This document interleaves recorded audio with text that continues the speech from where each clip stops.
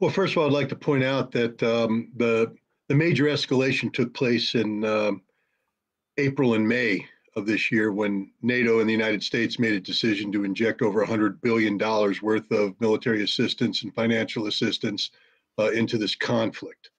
Um, I'm sure later on we'll get into the reasons for this conflict, but let's just be clear. On April 1st, there was a Russian delegation and a Ukrainian delegation sitting down in Istanbul who were prepared to close the deal on an arrangement that would bring an end to this conflict on April 1st. Had they signed that, this war would have been over by mid-April. Nobody would be dying today. We wouldn't be having this conversation. The decision to extend this was 100% NATO and NATO alone. Boris Johnson, the Prime Minister of England, flew to Kiev for the express purpose of warning Zelensky off of entering into any agreement with Russia. So NATO killed any chance for peace. Then NATO injected $100 billion worth of military aid and financial assistance that not only kept this war alive, but empowered Ukraine to carry out a series of offensive operations in September that were very dramatic in scope and scale. The Russian response, to mobilize 300,000 reservists and to kick their defense industry into wartime footing. So, what's happening now? Reality is about ready to hit the fan. You see, Russia didn't mobilize 300,000 troops just for a laugh. Hey, we're just going to mobilize 300,000 people. Hey, we're just going to double military industry production. No, they did it because the decision by NATO to intervene transformed this into something, as the Ukrainian Minister of Defense has openly acknowledged, is a proxy conflict between NATO and Russia. A proxy conflict between NATO and Russia, the goal of which has been expressed by Lloyd Austin, the Defense Secretary of the United States, to inflict pain on Russia. That's it, kill Russians. That's the only goal here, is to kill Russians. Russia's not going to play that game. Russia's going to win this war. Understand that. And so the war will be won in the coming months. Russia has mobilized 300,000 troops, and those troops will be put into combat operations, and those combat operations will be decisive in scope and scale, singularly focused on destroying Ukrainian ability to wage war, both militarily and politically. This will happen. There's nothing that's going to stop it. Okay, but when we have the... Okay, yeah, go ahead. Right, so I just want to make it clear, because when you say, okay, Russia's going to win the war, that means they're going to impair the Ukrainian military capacity to the extent that it will, impair, destroy, whatever. Kill Ukrainians. Let's be clear. Right. Okay. It's not impair, it's not impede, it's not get in the way, it's not make inconvenient. They're going to slaughter the Ukrainian army. I'm just being straight up honest with you. Yeah, okay. That's what war is. Which is what they have been doing for quite a while now. No. They've been waging a limited conflict. I'm here to tell you right now, what has been happening to the Ukrainian forces, as terrible as has been part and parcel of a limited scope special military operation where Russia has not applied itself doctrinally. Mm-hmm. That is why okay. I was thinking to go to war against Ukraine. Right. Altogether.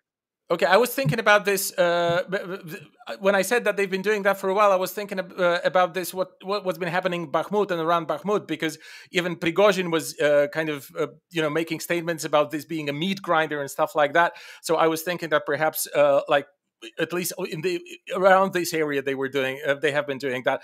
But anyway, okay, so you agree with this? I mean, there's going to be a major escalation. I mean, there's going to be a major move on the side of Russia, which is going to be a response in your what you said is going to be a response to the escalation that began basically April last year. So this is going to be the next phase of the same escalation, only Russia is going to be making some great moves. But do you think that it is going to look like some major offensive? Because many analysts are and many people who are discussing the war, they are saying oh, well, Russia is not really prepared to make those arrow offensives. I didn't even know that term before.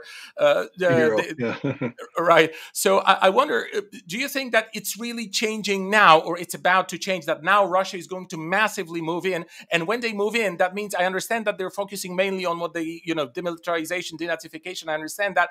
But does it mean also that they're going to be pushing forward forward in terms that, general public can understand, like they're going to be taking territory, taking Kiev, I don't know, attacking other urban centers. Do you have any predictions with regards to how the dynamics of this process, how it's going to go? Well, we'll start with big picture. I mean, Russian goals and objectives: demilitarization, denazification remain unchanged. Demilitarization is a military problem. In short, it means the destruction of the Ukrainian military.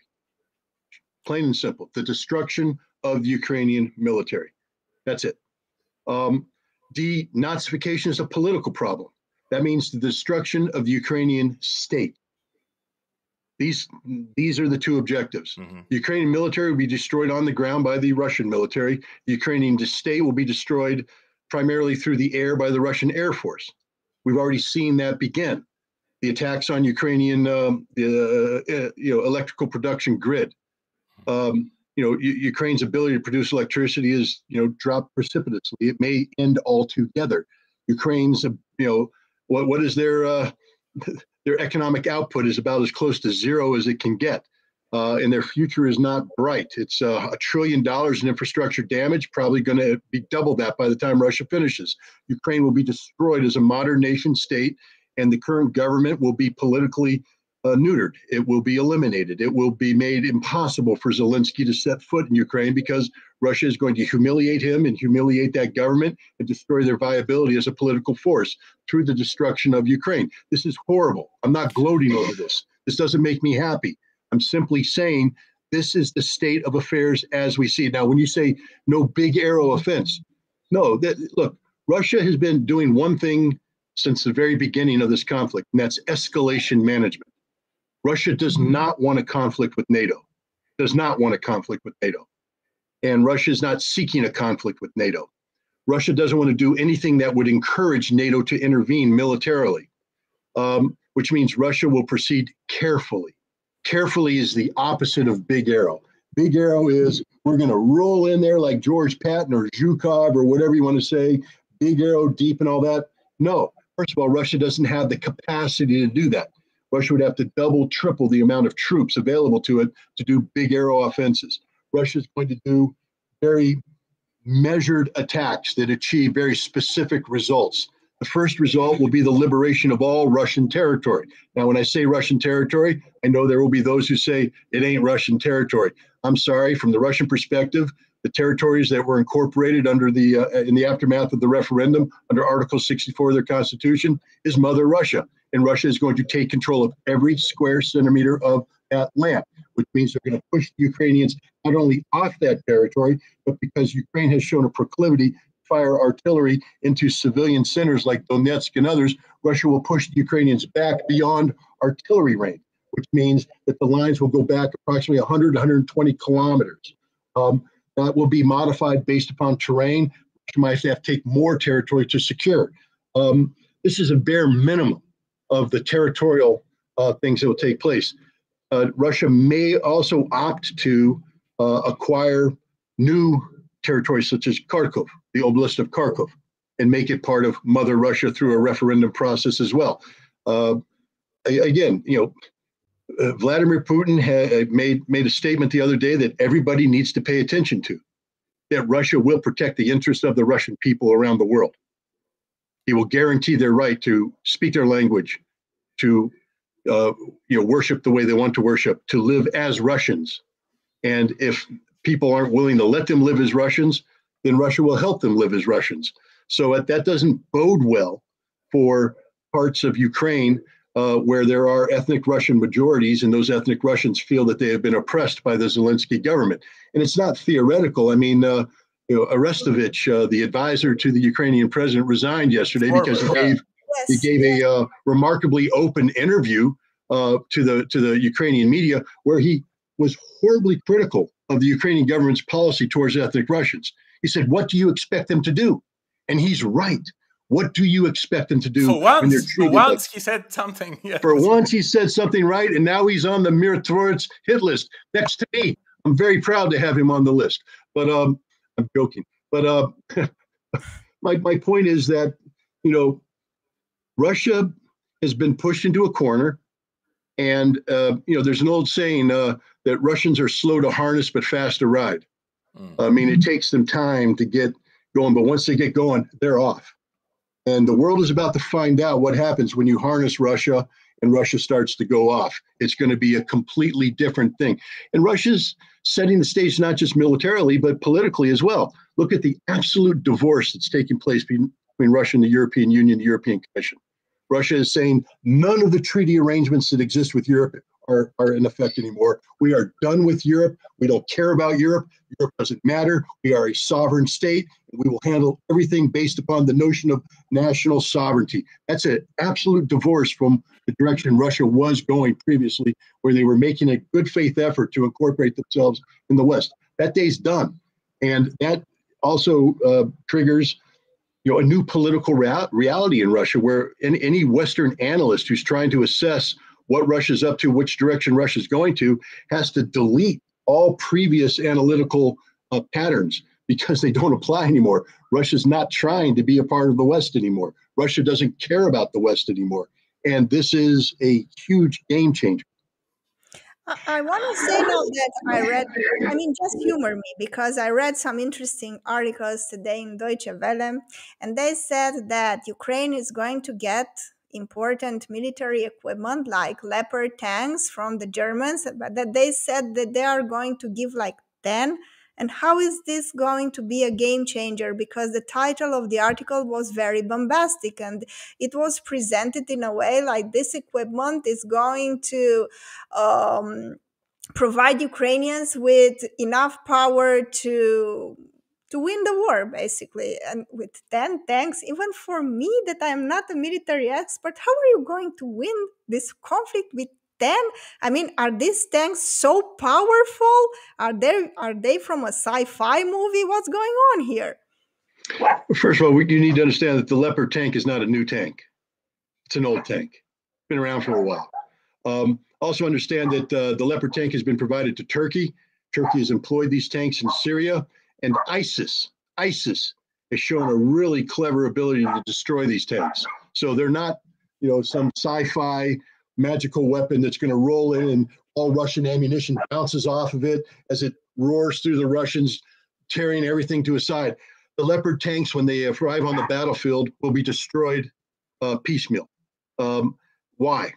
One, tanks is just a weapon. It's a hunk of steel with an engine in it and a gun. You have to put human beings in that tank. And those human beings have to know how to operate this tank. And taking some Ukrainians who are used to operating a T-64 modified version and suddenly saying you're now Leopard crewmen is absurd. It's a completely different system you're dealing with. The other thing is maintenance. Leopard tanks are very difficult to maintain. So when they break, normally if you have a German tank or a German unit or a NATO unit, and the tank breaks down, you have a maintenance unit right there that's trained to come in, drop the transmission, replace the transmission, fix it up and go. Now in Ukraine, in intense combat environment where things break at a higher rate, these tanks are going to break down, and then what happens? Because a tank that can't move is a coffin. And so Germany's going to be giving Ukraine a bunch of coffins. Don't know how to use them. Tanks by themselves are moving coffins. They have to be employed in a combined arms environment where you have infantry fighting vehicles, you have artillery support, air support of doing it. Without that, the tank just becomes a moving coffin, as I already said.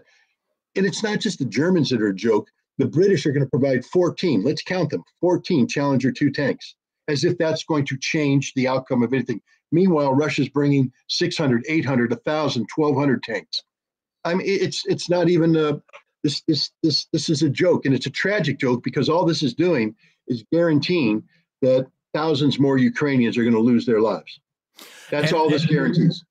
And of course, and it just brings the end of the Ukrainian state, as you put it, closer and closer. And and it's even probably going to be, I don't know, maybe more brutal because of those, constant shipping of weapons or whatever, like whatever their quality on the battlefield would be, whether they would be coffins or whatever. It just prolongs, extends it all, and makes it more bloody. But I want to ask. I think it's a very important topic. The question of the future Ukrainian state, if there is going to be any, because it's very difficult to guess. For me, at least, it's very difficult to guess what's the end game here. Are we, because we're obviously facing partitioning of Ukraine. That's the least of all the concepts that I can, observe here. But, when I read the forums of the Ukrainians who live in Poland now, because I'm based in Poland, I'm coming to you from Warsaw, and there are plenty of Ukrainians. My whole district of Warsaw, where I live in the east, everybody speaks Russian here, and the Polish they put all the signs in Ukrainian as if every Ukrainian speaks Ukrainian, or it's like trying to Ukrainify them by force a little bit. But you see, they have their own Telegram channels, they have their own open forums on Facebook, other media platforms like that. And the interesting thing about it is that they're discussing it. They're thinking, okay, what's going to happen? Because many of them, by the way, they say they're going to go back. Once the war is over, they want to go back, regardless of whether it's going to be Russia or Ukraine, because they don't care about what kind of passport they're going to be having, what kind of idea they're going to be having in their pocket. They just want to go back to their home. And that's one thing. But there is, of course, a group of people who come from this Western Ukraine, and they are very reluctant, to go back to anything that has anything to do with Russia. And, even those more pro-Russian, so to say, emigration circles, they also admit those people from Western Ukraine, they deserve some kind of solution. And where is it? And they're even digging in history, trying to figure out if there is any traditions for some kind of Western Ukrainian statehood. And, some of them go back to the 18th century, the kingdom of Galicia, Lodomeria, and so on and so forth. And, and they go like, oh, maybe we should reestablish this. And, I understand for some people it's a joke. For some people it's a real prospect because they want to go back home somewhere. And most of them don't think that Russia is intending to occupy the whole of the territory of Ukraine. And I wanted to get your opinion about this. Do you think that, the Russians are thinking actively about it?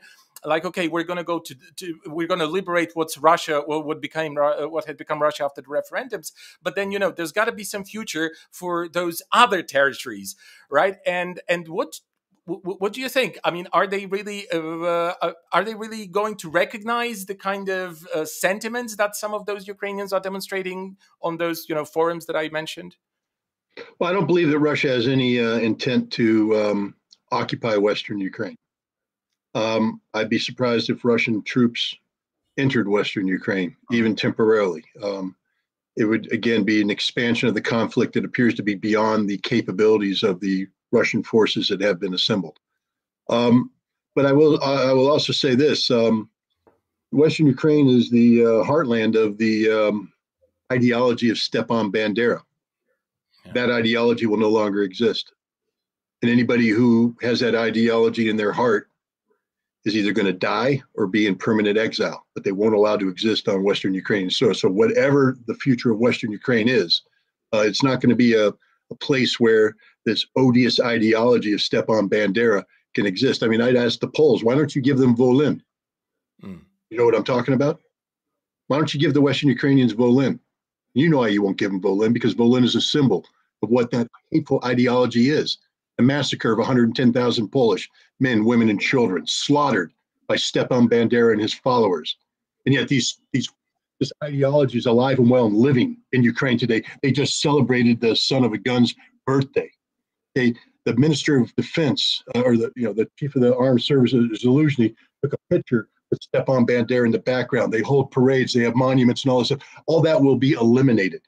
That will not be allowed to exist. The hateful neo-Nazi ideology of Stepan Bandera will be stamped out once and for all, either by Russia or by whatever government takes the place of Zelensky. There will be no Zelensky government. The Russians have said he is a neo-Nazi supporting government. It is a Nazi government. It is gone. It is finished. Zelensky's done. So whatever the future of Ukraine will be, it will be somebody other than Zelensky. There's some thought that Zaluzhny, the general, might be a guy. The Russians, even though they have every reason not to like this guy, have been saying nice things about him, calling him a man of honor, a man who, a warrior, a man who has fought honorably. And so when you say things like that, that means you can sit across the table from him and come up with the terms of surrender for Ukraine. So I think I think anybody who thinks that they're going to go into Western Ukraine and have some sort of independence and freedom and whatever, I think they're just misguided. Russia will never allow that. Russia's not going to say again. What are they going to do, for instance? Because my fear is that, okay, they win this territory where they have majority. The majority of population is Russian. So then you have the Western Ukraine joining NATO and beginning all over again with this ideology. What are they going to do to prevent it? Because if it's in the people's heads, then it's very difficult to control it. Well, first of all, Western Ukraine won't join NATO. But what's going to happen, I believe, is that after the Russian offensive takes care of the north and liberates the territories and pushes back, they're going to pivot south. And they're going to pause. I call it the Odessa pause. And they will pause before they move on towards Odessa, and they're going to give Ukraine a chance to surrender at that point.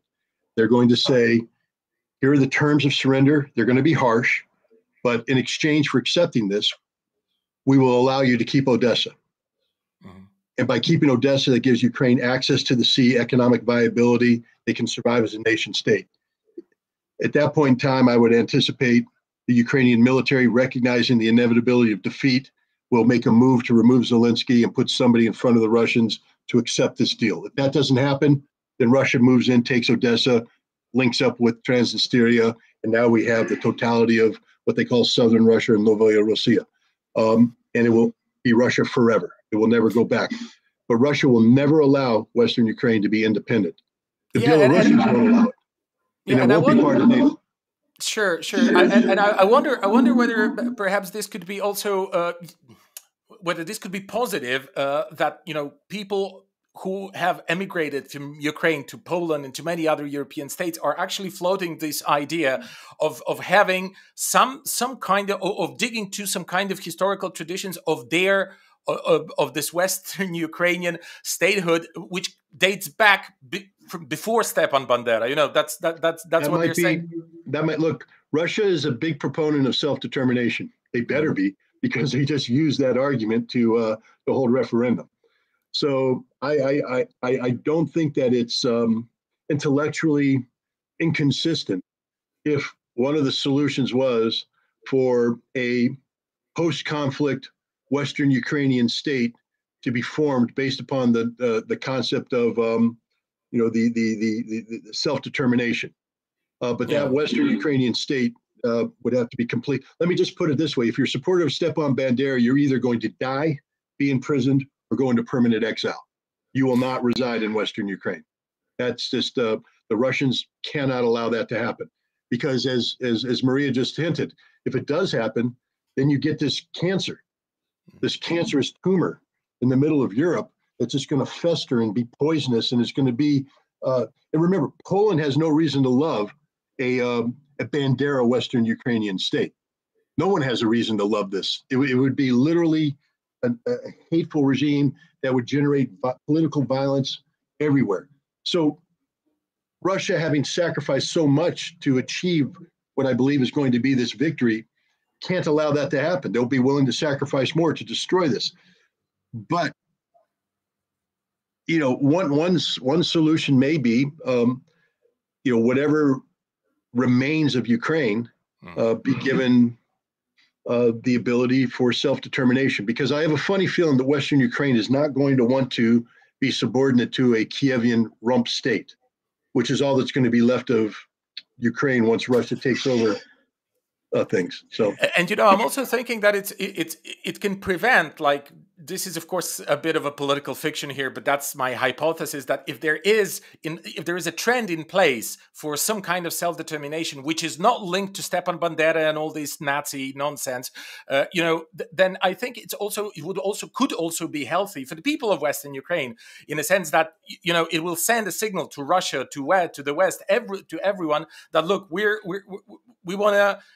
don't want to have to do with this. We don't want to be, a place which basically breeds Nazi ideology and things like that. That we want to be something else. And I think it could not only prevent Russia from sort of stepping in massively, if it would at all, but it could also prevent maybe some kind of weird moves from the side of NATO, like, I don't know, maybe Poland intervening, Romania intervening at the behest of.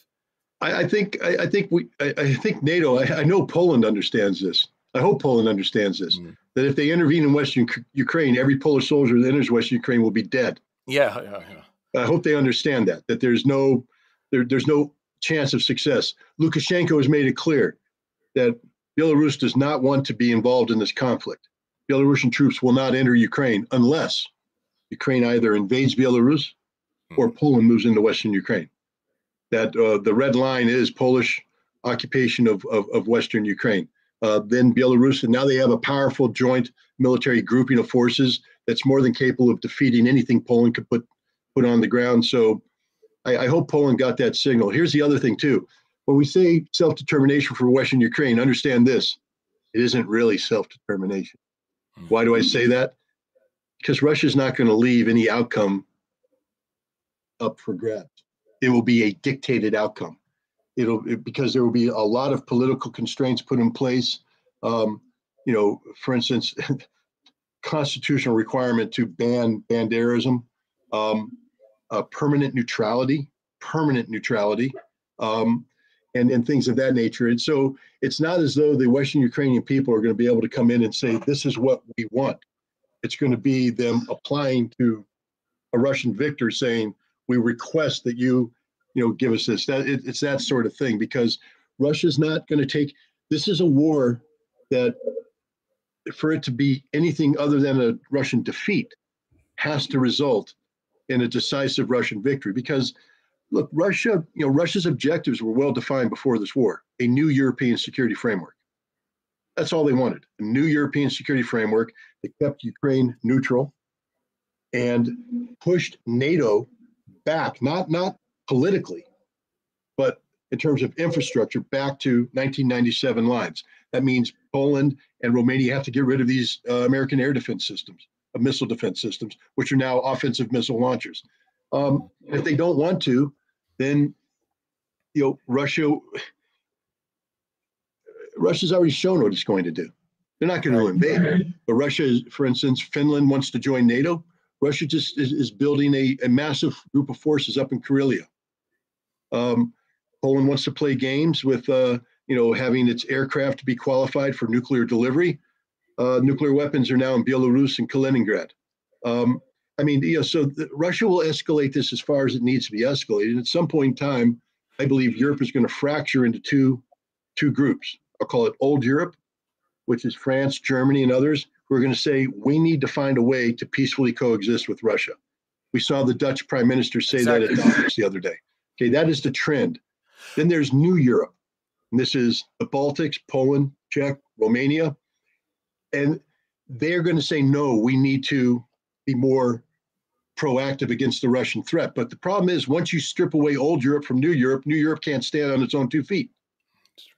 I mean, if Poland thinks they can take on Russia alone, I'd like to know what drug they're taking. I'd like to have some of that, because it's the heck of an hallucination. By the way, very good question. Very good question, because I've asked myself the very same question actually when I heard yesterday or the day before yesterday the Polish president Andrzej Duda speaking to Davos, saying that Russia cannot be led to win this war. And I was asking myself the question, like, what is Poland intending to do in order to prevent Russia to actually, win that war? And since when? Since when is Poland deciding such things? Like, which war is Russia going to win? And he said it with such a with such a confidence and arrogance and all the rest of it. You're kind of thinking, he's not all right in his head. Yes, this is very dangerous. Also, I would like to add, if you allow me, that this is very dangerous, because the day we celebrated the Romanian army, I was very surprised to find out that Romania has one of the most powerful armies in the world. And it was spoken by the officials, not just a crazy neighbor of mine, but the officials were saying that. And I was like, what? Are you sure? Because this is very dangerous, especially for us civilians, because this type of attitude and declarations, you can imagine that these people who are making them are going to run to the first sign of trouble. Me, Boyan, and the ordinary people are going to stay here with the, and face the consequences. Yeah, I have two big concerns out of this conflict. One is that Poland will do something stupid in Western Ukraine. I'm very concerned about that, but I do believe Russia has made its intention quite clear of what the consequences would be. And even if Poland is successful in building this 300,000 man army, that's not enough. The other fear that I think is even a greater fear is that Romania will collude with Moldova to do something precipitous with Transnistria, especially in an effort to somehow distract or disrupt a Russian offensive, especially if Russia makes a move towards Odessa. And the scary part is if the Romanians actually believe that they have the most powerful army in the world, because then they might take action, and then they'll find out the hard way that they don't have the most powerful army in the world. I hope it's just political rhetoric. I mean, look, Romania is in a difficult position right now. They are a frontline state. They're hosting an American, brigade that is designed to send a signal against Russia. And so Romania is getting a lot of advice from the United States about standing tall, looking strong, etc. So that's what they're doing. But I hope they understand that the United States doesn't intend to go into Ukraine. And the United States is not going to intervene in Moldova. That the United States is just going to stay where they are as a defensive organization, and that any Romanian offensive action, Romania will be on its own. And sometimes I think that both Romania and Poland don't understand that. No. If they move forward, they're on their own. They're by themselves. NATO's not with them, and they will pay the consequences thereof. And so I am concerned. Rhetorically, NATO will say that we will protect you, we will do this and that. And once the problem starts, and the trouble starts, then you find out the hard way you are on your own. And they will keep saying, we have your back, we have your back. And in reality, they will not do anything. And if I may just add here, because Poland's been in a situation like that before. It was in April and through the summer of 1939. The British were tapping Poland on the back, saying like, yeah, go for war. Yeah, absolutely, no problem. If Hitler attacks you, we have your back. And then of course they took. There was this famous speech in the British House of Commons that the British people aren't going to die for Gdansk and stuff like that. So I mean, the history seems to be kind of repeating itself. Of course, in a farcical situation, because everything's even more comical is maybe not the right word, but more pathetic now than it used to be, because every thinking person can see how things really are. And you're right. I think you're totally right when you say that you're afraid that Poland can do something very stupid, because what the Polish president said, and many other things that were uttered here for Polish consumption, for internal Polish consumption, this is very, very strange. And at the same time, people who see what's happening with the Polish army, they can see that this army isn't going to go out of any barracks, isn't going to go out of any trenches, because it hasn't gone out yet of its paperwork, because they've recently reformed the recruitment system in the army. They don't have enough staples. So they're not going to win anything.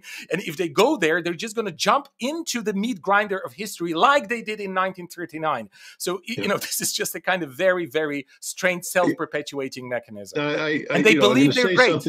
They believe they're great. Yeah. Oh, well, I mean, every nation believes they're great. And I have no problem. Not us. I don't believe my nation is not great. Romania. Okay. Well, I'll say this. I'm not going to pretend that Vladimir Putin walks on water, or that he's the perfect this, that, and the other thing. I think he's been the best president Russia could ever hope for. Pull him out of the 1990s, the horrific situation that exists in the 90s after a decade of corruption of Boris Yeltsin. He's brought Russia. He has Russia standing on its own 2 feet. He's reinvigorated Russia's economy. He's brought pride back into Russia. But he's also a realist. And Russia has, again, the escalation management of this conflict has been outstanding. And what I mean by that is, look at the patience of Russia. When they mobilized, what's the first thing you did is stabilize the front lines along, in eastern Ukraine, because the Ukrainians took back Kharkov, they took back the right bank of Kherson, and this was problematic. So the Russians stabilized it. The next thing they did is build up the forces in Belarus. Why? If your main focus of military effort is going to be eastern Ukraine, why would you build up your forces in Belarus? And the answer is to preempt any Polish stupidity. They're creating a mission impossible for Poland.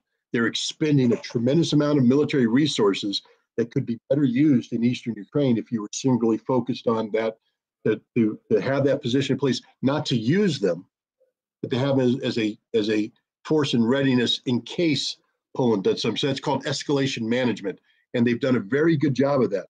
Now They're building up the rest of their forces in eastern Ukraine, and just based upon two things. One, Russia's holding an exercise with the Belarusian military right now that's scheduled to end on February 1st. It's an exercise designed to ensure that the totality of the forces are combat ready. Two, the head of the defense mobilization, I forget his name in Russia, but he just issued a statement that said basically everything has to be in place by February. So that tells me that this offensive, Russia's not going to launch an offensive in the east until the military group of forces in Belarus has been certified as combat ready. So that means at a minimum, nothing's going to happen until that exercise is over. That's February 1st. Now we're told that everything must be in place in eastern Ukraine, all equipment, all everything in place by February 1st. So I think if we're looking for a time when this attack is going to begin, and I think the Russians have given us quite a clear signal that this is going to begin sometime after February 1st, sometime in early February. Right, and I'm sure we're going to have a chance. I mean, I hope we're going to have a chance to discuss it with you again after the picture kind of clarifies, after this begins, whatever the Russians have. After I've been proven wrong in every assessment, right? That's the danger. Kind of. That's the danger of making predictions. That's true. You're like, That's true. But let's now speak a little bit about kind of the other side of the war, so to say. Let's just have a discussion about, because the Polish president, when he spoke to Davos, he said to the forum. To the World Economic Forum, he not only said that Russia can never be led to win this war, that Russia should never be allowed to save face. Even that, so that's a very strange concept. I mean, you really want to give them the message that we're going to kill you, we're going to eat you alive unless you defend yourself. I mean, this is a very, very strange strategy to kind of weaken somehow the Russian morale. What they're doing is they're consolidating and strengthening it this way. But also he said that every war criminal must be put to international, court, justice, and all the rest of it. Which I thought, okay, I mean, of course, if any war crimes are proven, then of course every war criminal who ordered or supervised them or oversaw them, that they have to be prosecuted and they have to be taken to some kind of international tribunal. But I think the list is long. Before we get to the Ukrainians, Russians, and stuff like that, what about all the people who have been involved in American wars? Or American-provoked wars, for example, right? Like the illegal invasion of Iraq, the illegal occupation of Iraq, Yugoslavia, which is basically the country Serbia, that I used to live right at, like Sofia, the place in Bulgaria, the capital of Bulgaria. I was born 40 kilometers to the Serbian, then Yugoslavian, now Serbian border. So the list is really long, and I wonder, how long is this going to take? I mean, how long is this hypocrisy going to be fueled with all those increasingly weird and pathetic statements? Because I feel that they are increasingly weird and pathetic precisely for the reason that it stopped working some time ago. I mean, it's still working by inertia. Many people in the world believe that Russia is the utmost evil and so on and so forth. But I think it's just not as effective as it used to be in April last year, or in May last year, or in March, when the whole psychosis basically began. What do you think? Imagine you're the Argentinian national football team, and you're holding your World Cup trophy, and you're walking down the streets, and a Polish middle school team of 8 and 9-year-olds come out. We're going to kick your butt. We can beat you any day. Messi stinks. You guys are awful. How much attention is the Argentinian national team going to pay to the middle schoolers? Are they going to get upset? Are they going to feel threatened? Are they going to demand a match? Or are they just going to keep moving on? They're just going to keep moving on. Do you really think Russia's losing any sleep over anything the Polish president says? Do you think it registers on the Russian radar? It doesn't. Poland doesn't matter. All Poland is a outpost of NATO. That's the only thing that gives Poland any relevance to Russia today, as an outpost of NATO. And NATO's made it clear that NATO doesn't intend to put any boots on the ground. NATO has been, butting their heads up against red lines from day one in terms of equipment and all this stuff. And we see them now, I mean, with this ridiculous talk of Leopard tanks and, Martyr, Bradley, Warrior fighting vehicles, Challenger 2 tanks, Patriot missiles. This is a huge escalation. when the defense minister of Ukraine acknowledges that he is nothing other than a proxy of NATO, whose job is to arm him so he can go and kill Russians, that literally makes NATO a party to the conflict. And if Russia wanted to under international law, I just want to remind everybody of this. In Poland and in Romania, if you allow heavy material to transit your borders, knowing that its intent is to go into Ukraine, if you allow training to take out, you are a party to the conflict. Russia legally right now can blow you off the map. Russia's not going to, because Russia doesn't want a war with NATO. But understand, when people talk about international law and the laws of war and all this stuff, Poland, Romania, Germany, Netherlands, everybody providing assistance is a party to this conflict legally, and they can be bombed legally. I will tell you this, the United States would never allow this to happen. Okay, if Russia was the United States and it was fighting a war in Ukraine and Poland was allowing weapons to transit and move in, we would blow Poland off the face of the map. We would bomb every site in Poland where material was coming in, because that is what you have to do. If I were a military planner, I would be begging for the opportunity to take every Polish site off the map, because you're an enemy of mine now. You're not my friend. You're an enemy. You're an active participant in the conflict. People need to understand that. Now we come down to, you talking about war crimes. One of the differences between today and, say, May, June, is that we have three really, really critical confessions that have been made. Confessions that change everything. The confession of Perestroika, the confession of Angela Merkel, and the confession of Hussein, the former French president, that the Minsk agreement was a sham, that they had no intention of implementing Minsk. And remember, when we say Minsk, it's not just an agreement between France, Germany, Ukraine, with Russia sitting as an observer. They took it to the United Nations and got a Security Council resolution that makes implementation of Minsk mandatory under international law. Understand what I just said. Mandatory under international law. And now France and Germany, two members of the United Nations, France is a Security Council member, are saying we never had any intention to allow Minsk to go forward. A Security Council member, permanent member of the Security Council, is a liar, cannot be trusted. Germany, which puts itself as, oh, we're the great negotiator, we're the common sense people, liars from day one. And of course, Ukraine, liars. You know, turns out that Vladimir Putin was the only honest negotiator there. He said, yeah, we'll do Minsk. We'll do Minsk. And he'd been trying to get Minsk ever since. Russia, up until the final day, was saying, all you have to do is implement Minsk and this war will not happen. This war will not happen. He begged Joe Biden in June of 2021 in Geneva.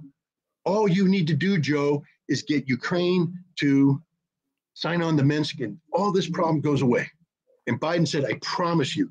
Turned to Blinken publicly and said, I'm ordering Blinken to do this. And Blinken went, yes, boss, but Blinken wasn't going to do it because the United States is a party to this as well. Remember, why was it a sham? High time to train a Ukrainian military to NATO standards for the sole purpose of carrying out offensive operations against the Donbass and Crimea. That was the purpose, the stated purpose. Angela Merkel, we need to buy them time so they can do this. Well, the United States is the one that put the permanent training facility in Western Ukraine that every 55 days trained a battalion of Ukrainian troops to NATO standards and then sent them off east to kill Russians.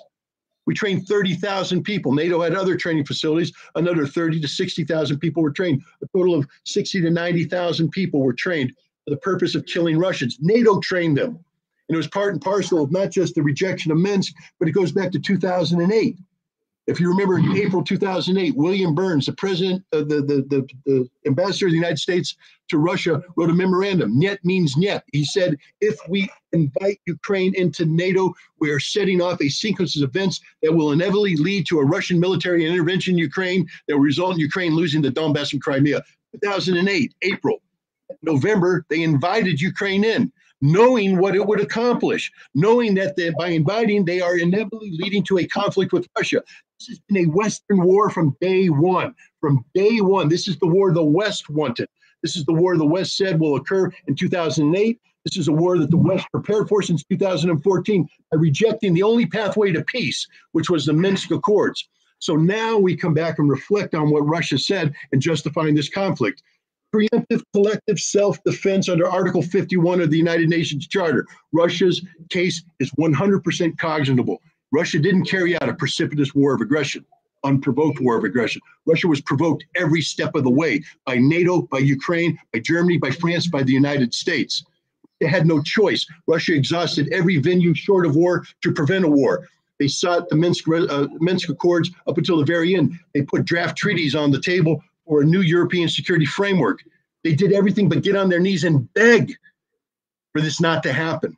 And only when Ukraine began to mass these NATO-trained troops in eastern Ukraine for an offensive that was scheduled to begin in April or March, did Russia launch its special military operation. And even then, the special military operation was limited in scope and scale. Another fatal mistake on the part of Russia. The first fatal mistake, Putin has acknowledged. He should never have signed on to the Minsk Accords. He now has apologized for that. He said it's a mistake. Why? Because when the Minsk Accords were signed, Russia had surrounded 10,000 Ukrainian troops in Donetsk, and they were going to annihilate them. And that would terminate this whole problem. Reverse Kiev, reverse Maidan, change everything. But he was convinced by Hollande and Minsk and Merkel not to do it. He said that was a mistake. He'll never do that again. And then the second mistake was the special military operation. They should have gone in whole hog. Instead, they went in, soft. They went in under, some misguided intelligence. They went under some misguided planning assumptions, and they were wrong. The Ukrainians not only weren't going to surrender, they were going to fight. And then they didn't believe that NATO would intervene the way they did. So Russia made a series of mistakes. Russia's out of the mistake business right now. This is why when I laugh, and believe me, I'm somebody who believes in peace. I know, Maria, you don't believe that, but I do believe in peace. I want peace. I don't want people to die. War is not cool. War is not wonderful. War is horrible. And yet, Russia has no choice at this point in time, because how can you negotiate with the West now? Does anybody really think that Russia can sit down with Germany after what happened? Sit down with France after what happened? Sit down with the United States after what happened? Sit down with Ukraine after what happened? The day of negotiations is over. The only negotiation that's going to take place regarding Ukraine is something that's going to be similar to what happened on the battleship Missouri in Tokyo Bay in September of 1945, where the victorious United States-led coalition allowed the Japanese to come on in and sign unconditional surrender documents. Ukraine will be given the opportunity to sign documents of unconditional surrender. That's it. Anybody who thinks that somehow this is going to end in a negotiated settlement is fooling themselves. Russia's out of the negotiation business. Well, Yeah, I just wanna ask this because like vis-a-vis are we everything you going just to said. have a second segment, or are we going to? No, I think we should just go ahead and continue with this because I Okay. think it's very interesting because vis-a-vis what everything that Scott just said about like the sham of the Minsk agreements and so on and so forth. They still keep portraying Russia as the utmost evil, as like they are the evil force. They keep lying. They keep doing all those cruel things and stuff like that, as if they are the kind. They also keep repeating that it's an unprovoked war. By the way, Caitlin Johnson wrote a very good commentary saying that you're not an adult person if you keep repeating that it's an unprovoked war. And so what I'm trying to say here is that okay, all those things have happened. NATO trained the Ukrainian troops, and stuff like that, and yet the Russians refer to, as you said, refer to General Zaluzhny as the man of honor or something like that. What honor do they have in mind? I wonder. Like, what are they referring to? It's a well, I mean, in theory, he's look, Maria, I know you don't agree with this. Okay, I respect your opinion. I respect your point of view, and I wish we lived in a world where your point of view prevailed. No, But no. unfortunately, Just on a question of honor, since you touched upon that, for me to put war and honor, soldier and honor in the same sentence is very difficult to accept. But then I I think understand. there is a logic to it in the sense that maybe since you are in a war, you just don't torture civilians, you don't torture and kill, capture soldiers, and maybe this is the part of honor that even somebody like me who's a feminist and a pacifist will be willing to accept, that if you are in that horrible situation, I mean, don't make it worse than it already is. Maybe this is Right. Well, let me put, and I'll expand on that. Let's understand that war is humanity at its worst. Its very worst. It's about mankind killing mankind. Okay, that's it. And there's nothing worse than that.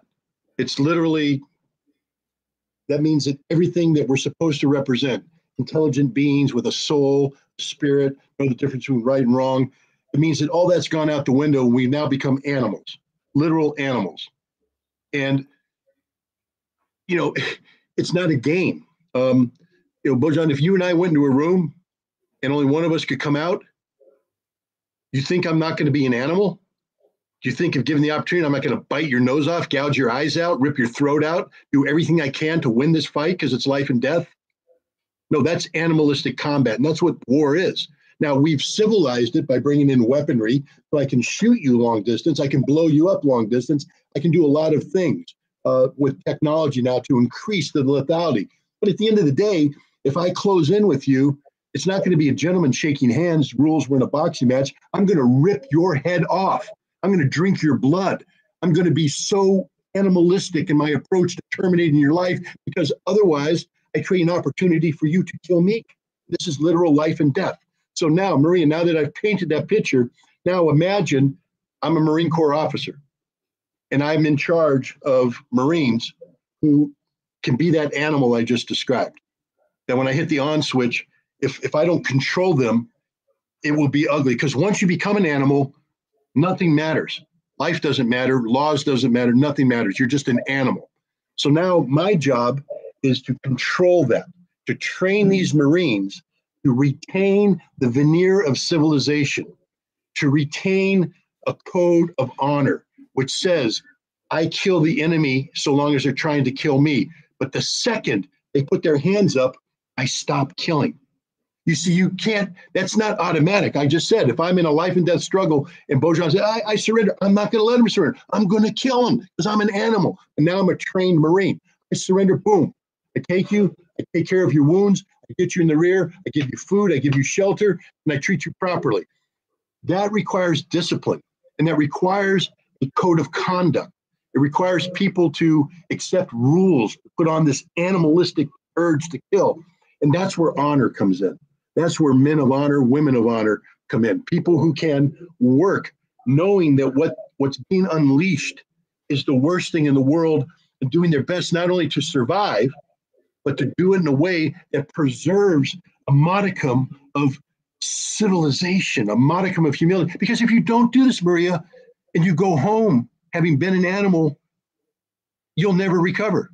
You'll never recover. It's going to ruin you for life. That's why so many people have PTSD. So many people can't adjust because they saw and did so many horrible things. So this is why I speak of honor, war. I know that we unfortunately I've got to run pretty soon, but Yeah. that's where honor comes in. Would it be? I would prefer not to fight a war, but if I'm going to fight a war, I'd prefer to have men and women of honor in charge to try and keep it as humane and civilized as possible. And I will tell you this: there's more honor in the pinky of a good soldier than there is in the entire person of a politician who lies their way into war. There's Right. no honor in a politician who lies. It's the people who have to pay the consequence where the honor is, because at least through their actions, they might preserve some integrity of the nation they represent. A politician like George W. Bush, who lied America into a war, deserves no respect, no dignity, no nothing. The generals and the colonels that led the American troops over the border, they did their best to try and control a horrible situation. They're men of honor, just like I think the Russians might make an argument that Zelensky is a man of honor. Yeah, even that's though exactly. Ukrainian Yeah, please, soldiers are please tell me, just for the end of the program, the last 30, 45 seconds, tell me what honor are they referring to in the case of Zaluzhny? Like, what are they hoping to get from him if all those transgressions happen in Kiev that you described earlier? military. Understand this: military officers love their country. They love they're willing to die for their country. And when they get to a situation where when they understand that death becomes meaningless, that their country won't be saved just by continuing to die, then they're willing to stop fighting to save their country. And I think Zaluzhny, they're hoping that at some point in time, Zaluzhny is going to look at reality and understand that continued resistance is futile, will simply sacrifice the men and women under uniform that he loves, and that the best chance for his nation to survive with anything left would be to seek terms of surrender.